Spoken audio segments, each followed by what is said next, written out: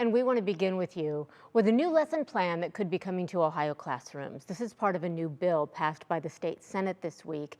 It would teach students that finishing school, finding full-time work, and marrying before having children can help avoid poverty. Our Kristen Mirand shows why this bill is drawing strong reactions from our lawmakers locally here on both sides of the aisle. Ohioan middle and high school students could soon see a new lesson added to their schedule, a course centered on what's called the success sequence. The bill, sponsored by Republican State Senator Al Catrona, passed the Senate this week in a 24-9 party line vote. All Republicans voted yes, while all Democrats voted no. I think the success sequence is a great program. The problem is that the Republicans in Columbus are saying if you do this, you'll be fine. And the research doesn't indicate that at all.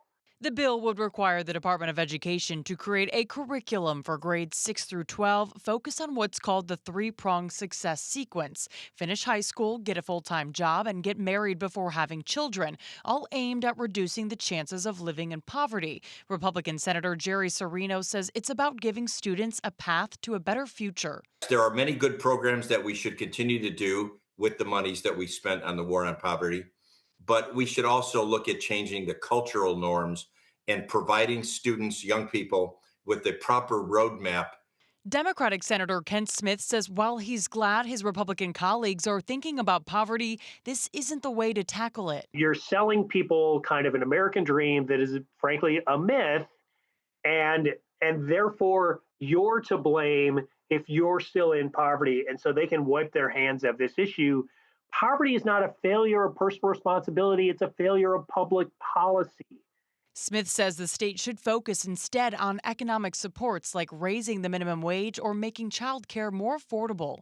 If you actually provide supports to working class Ohioans, working class Americans, you can get them out of poverty, and you can, provide a better pathway to financial independence, because that's really what this is.